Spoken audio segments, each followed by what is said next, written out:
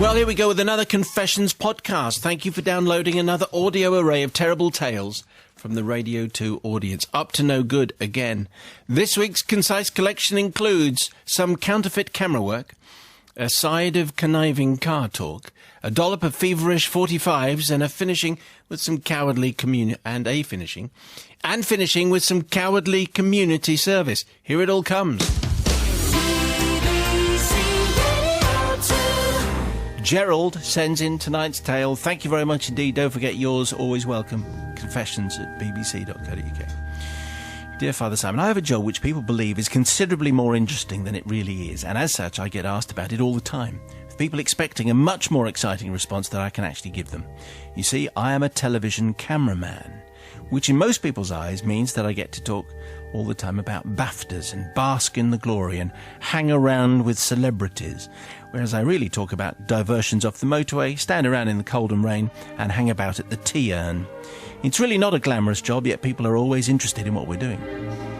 The one question people always ask is, "What are you filming then?" Which is regularly asked, even when it's something blindingly obvious, such as when I was working on the touchline at a football match, pointing the camera at the footballers playing football. The next most asked question is, when is this going to be on? About 10 years ago, whilst filming an episode of Brum, the children's programme about a lovable miniature car that always saves the day, I was beckoned by a gang of youths on BMXs. I knew what was coming before I reached them. They asked, "What are you filming then?" I felt particularly sarcastic on this particular day, and so I said, "Top Gear," and I was delighted and surprised that they knowingly nodded in approval, as though that was the answer they were expecting, and they went on their way. Since then, I've discovered that telling the public an alternative answer to their queries can intrigue them much, much more than if I told them the boring truth. So this brings me topically to the Open Golf at Royal Lytham in St Anne's, and more specifically to Saturday the 21st of July 2012. How about this? Wow. Eh? It's golf. That's what it is.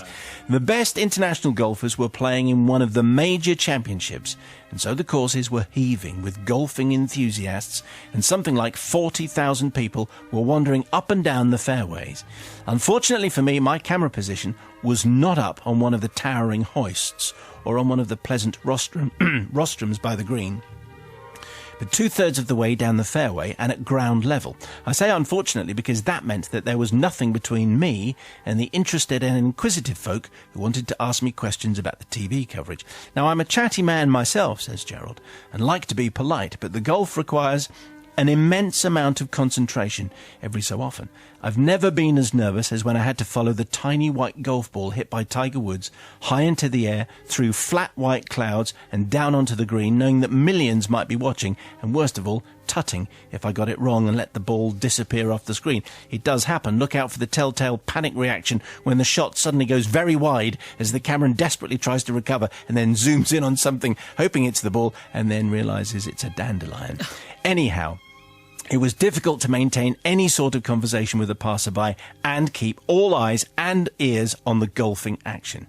Just before lunch, one smartly spoken gentleman wearing a green wax jacket and red baseball cap stood next to me and asked me the one question I'd been asked 20 times that day already. "How do you follow the golf ball through the sky then?" The real answer, and the one I'd said to everyone else, is the boring, "Well, you turn up the peaking in the viewfinder and adjust the brightness and contrast settings so that the usual whiteness of the ball stands out and becomes more visible than usual." But on this occasion, I'd had enough, and I thought I'd try something different. So I went for, "Oh, well, it's actually all very easy. Everything is fully automated. It's rather like autofocus, so you just set the camera up, point it at the golf ball, press the button, and the camera follows it for you." "Oh," he said, and looked very, very impressed as he inspected the long lens before saying his goodbyes and drifting away.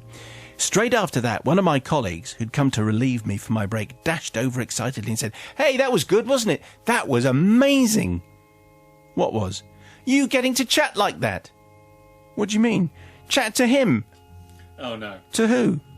"Prince Andrew." "Oh." Anyway, so that's how the day went, and now I seem to need your forgiveness because that isn't the way us cameramen are expected to treat royalty. And if I'd known, obviously I'd have said a few extra words. Anyway, I've been bad, so I need your forgiveness. And Gerald, is feeling suitably... Actually, he's not feeling embarrassed at all, is he? He's just got a jolly good Prince Andrew story, and he delights in telling it many, many times. And here we go then. In fact, I've got on the front of every sheet that I get, because we change names, right, obviously, because that's... So Gerald is not the real name.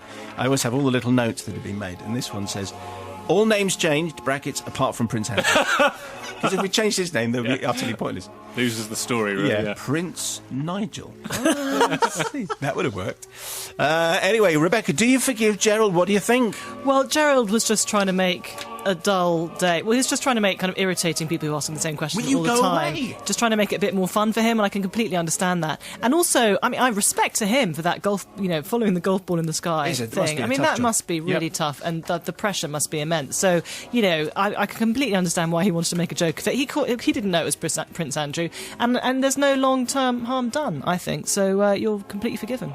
Matt, what do you think here? I agree. I've always thought it's an amazing skill to be able to follow the ball, and I've also always thought that golf cameramen must hate tennis cameramen who just get to be able to point it at the court. It's all there. It's all happening in front of you. Don't worry, I can go off for a sandwich. It doesn't really matter. Nothing's going to change. And also having a very glamorous job, obviously, will start to get banal if you do it time and time again. But people always like to ask, why this must be so glamorous. No, it's not. So good for him for making something up. Although I can't believe that he doesn't recognise a member of the royal family. I think the key was the fact he said... smartly spoken gentleman wearing a green wax jacket and a red baseball cap. So maybe it was just thrown by the cap. Pulled a long way down. Well done. Okay, so I'm going to forgive.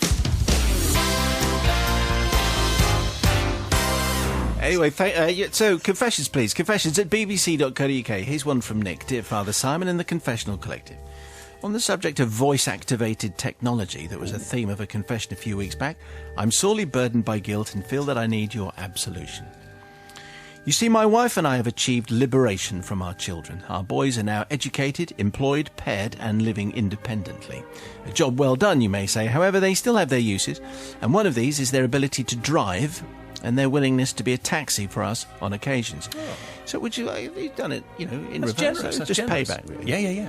So with the money now available through not having to support the aforementioned offspring, I bought a rather posh new German car, the one with a propeller for a badge, and with all the features on it, including voice activation. Now, number one son, Toby, was just old enough to be insured to drive this black-leathered, upholstered beast, so he was included on the policy. You are well off, Nick. This came in handy a year down the line when we were going on holiday and the car was due for a service. So number one son, Toby, agreed to take my much-loved set of wheels in for its service whilst we were away in Barbados. My word is where? Barbados. And it was at this point, I have to say, that mischief overcame me. I asked Toby to come round the night before our flight so that I could register him with the car's voice-activated ignition system. I explained that unless the car recognised him, it wouldn't allow him to drive. So I sat him in the driving seat and told him to hold the ignition key in his left hand 3 times and press the propeller button 4 times while saying his name 5 times.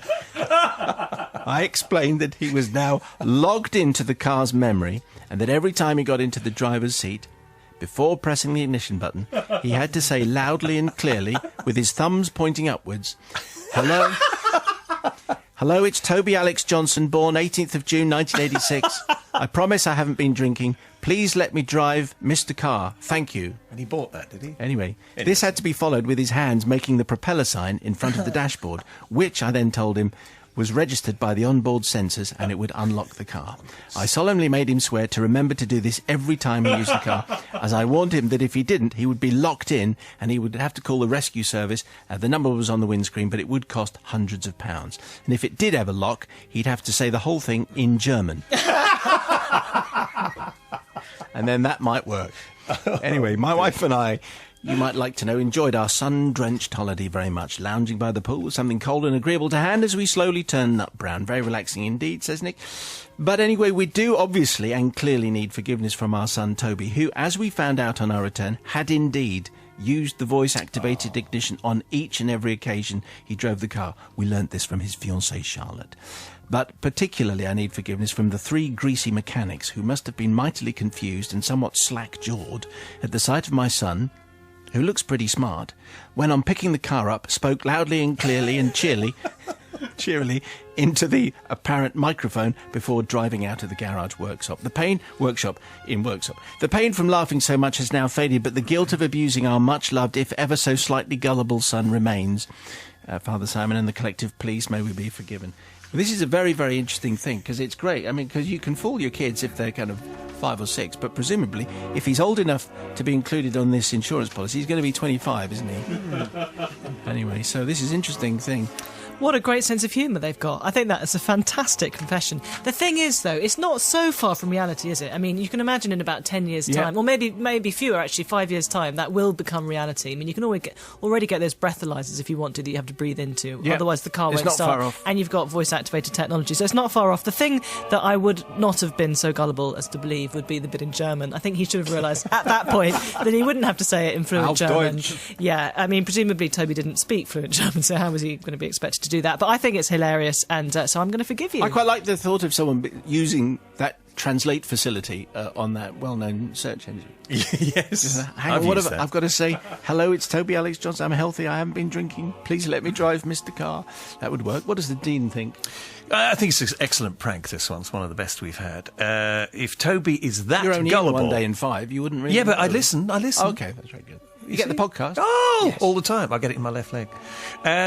If Toby is that gullible, he deserved all of that. And the mechanics, no need to apologise to the mechanics, they probably loved it. I think that's probably right. So a good prank. I forgive. But Matt... On the other hand, I love the fact that he has to address it as Mr. Carr. Mr. Carr. That's the best bit. Well, in German, Herr Auto.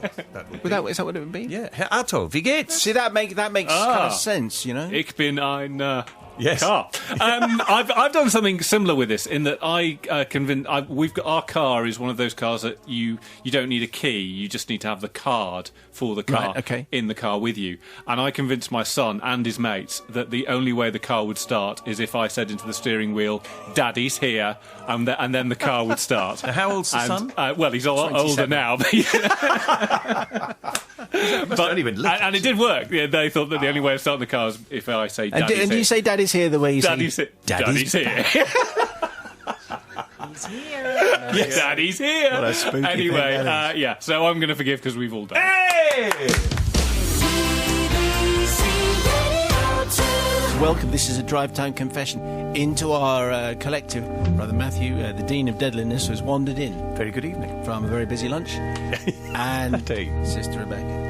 Now, I think some people might find this a painful story. Oh. It comes from Sean. Father Simon and the Forgiving Collective. A sweaty summer brings back memories of a terrible sin and a crime that I need your FM-based forgiveness for. I know this will be a hard sell, but I'll give it my best shot. Picture the scene. It's a blistering hot summer, and I'm at home from university and living with my family. What? Phew. I see. Sorry already. I am the oldest of 4. Jim, Daisy and Paula are my siblings, and we get on okay, with some fighting, some arguments, but some good times too. I am the oldest, however, so of course everything was my fault. When Daisy lost her bus money, that was my fault, because I should have given it to her and apparently not spent it on sweets. When Jim got into trouble for flicking rubber bands at Miss Winners, I got the blame because I'd taught him how to do it. You get the picture. Us oldest kids, Simon, you know, get a hard time. Yeah. I was the youngest, so I have no idea what you're talking about. Well, were you the oldest? I was the oldest, yeah. Did he get the oldest, really hard time? Yeah, really hard time, yeah. We had it easy before you lot turned up. You didn't get the hand-me-downs. Yeah. Anyway, we're gearing up, says Sean, continuing. We're gearing up for the family holiday to Antrim, and everyone is packing like crazy, apart from Paula, who is a terminal slacker, and still is, to be honest. Clothes, camping gear, food, everything needs to be packed into our medium-sized family saloon. Have I remembered everything? Yelled our mother every 2 minutes. Yes, we have, yelled everyone back. We're following your wretched lists. Calm down, woman, would be my father's regular chant. Now, the only thing Pa was actually concerned about was keeping the ventilation and humidity at the right levels for his beloved, treasured collection of vinyl records. This was his pride and joy, something he'd built up over 30 years of hardcore jazz listening. He had thousands, neatly ordered into stacks of shelves. He had a wider taste, but jazz was his thing. Whenever times got tough and Mum did her shouting routine, we'd hear trumpets and bass sounds seeping out from his study and knew everything was going to be fine. What? No. It's not going to end happily, is it? No, so we can tell. He got nervous about leaving his record collection for long, afraid that the temperature control system might not work. Imagine that. Temperature control system. What? Heat, as we all know, plays havoc with vinyl. Yeah. Anyway, happy that all was set, we headed off for the Antrim coast. It is, as you may well know, one of the most spectacular places to visit. We had a great time, despite Daisy and Paula ganging up on me again, and me getting the blame for buying the wrong suntan cream. Apparently coconut oil isn't best for you anymore. Oh. Anyway, certainly you forget about home, and you forget about anything that might be going wrong there, like the temperature control unit on your dad's jazz collection. And after a week of Northern Ireland relaxation, we returned home. The journey was a little sad, as all journeys taking you back home from a wonderful holiday can be, but not quite as sad as we became when we got home. As soon as we'd stepped over the mound of post on the doormat Pa made for the security of his office, I can still remember his wail of anguish all these years later. The temperature control system, a pretty elaborate affair, but which nowadays could probably be done on an app, had become inexplicably unplugged. Oh no. As a result, in the hottest week of the year, Pa's LP collection had been subjected to previously unknown temperatures and had not reacted well. LP after LP had warped terribly. Benny Goodman albums seemed to have fared the worst. His In Moscow LP looked more like a fruit bowl than a record. Row after row, shelf after shelf of twisted plastic. It was truly terrible to behold. Sonny Rollins had rippled. Ella Fitzgerald had bubbled. Thelonious Monk would be okay, but only as an ashtray. And that, I'm afraid, was it for most of the collection. It was hideous. My father wasn't an emotional man, but I'm afraid the loss of most of his collection reduced him to tears. And although it wasn't mentioned explicitly, Paula and Daisy took the blame. They were young and they were foolish and they were stupid. They did, after all, run around knocking things over. It was bound to be them, surely. I know I encouraged this thought quite a few times. This is because I knew that if my pa realised that it was me that was to blame, the punishment would have been horrendous. Too horrendous to think about, so I didn't. But I realised that when I'd been in his study, I shouldn't have been, just before we left looking at his photography collections. Oh. Hello. Hello, move on. Has this been checked? I don't think so. I may well have been distracted enough to nudge the socket and its overworked multi-plug. Like you do. I'm not sure even now. But it was much more likely to be me than Paula and Daisy, to be honest. Or Jim. Who, as a result of Dad's sadness, shuffled around in disgrace for weeks. Actually, they took the blame for many years, and frankly, they deserved it, considering all the things I got blamed for. Though I still might cop it this Christmas when we're all back together again. I still see Pa's pile of Dizzy Gillespie's LPs in my dreams. I need forgiving. Help me, Radio 2. You're my only hope. Yours pleadingly, Sean. That is a very, very... If you love your vinyl, that's going to be a truly horrific story. One faulty setting, a kick of the plug when you're looking at your dad's photo collection, and the whole lot melted and twisted in a horrendous manner. What do you think? This reminds me of one Christmas when I came into the kitchen on Christmas morning and I was like, is that oven supposed to be on? Surely not. It's on really low. So I turned it off. And then, of course, it came to lunchtime and, the turkey was completely raw because I turned off the oven. What kind of person turns off the oven on Christmas I was Day? trying to be conscientious and I just wasn't thinking, clearly. But I did confess to it, whereas Sean didn't confess to this. No, Sean still hasn't. The thing is, he has with us. Now, yeah. He wasn't sure it was him, was he? Wasn't actually positive it was him. So in a way, it may have been his sisters, but I guess he thinks I it think probably was him. I think he knows. Yeah, but it was an accident. So, as bad as it was for his dad, I don't think you can blame him. So I think it's good that he's now confessed and his sisters will now know and be able to take their... whatever action they need to take. So I'm going to forgive you. If you love your vinyl, this is a painful story, Deadly. It is. Not forgiven for me, I'm afraid. You should have done it at the time, because possibly Daisy and Paula suffered quite heavily over all this. There was a Jim as well in There all was a this. Jim who seems to have escaped, really, because maybe Jim wasn't silly and foolish and he didn't run around knocking things Could have been around. Jim, though. Could have been Jim. I mean, there's some doubt, to be fair, but I'm not going to forgive, I don't think. And also, I think, can you not flatten vinyl records? Do they not recover if you flatten them? Well, I didn't... No, I think if you put them... You put books on top of them. Yeah, I think you can flatten them, No, you see. I think when they're warped, they're warped. Oh, I don't know, Well, be adventurous. But so I'm not going to forgive. Just marginal, borderline. If you've got a bubbly Thelonious Monk, see what happens if you If you sit on it and here we go. This is flattened out. What have you got there? What do you think? Here's what I think about younger siblings. The thing is that you get to be cute and doted over, and everyone loving. Here's the payback: is that you get blamed when things go wrong. It's your fault, regardless of who's to blame. And so that is the all-encompassing natural law and order of things. So therefore, definitely forgiven, whether it was his fault or not. Okay.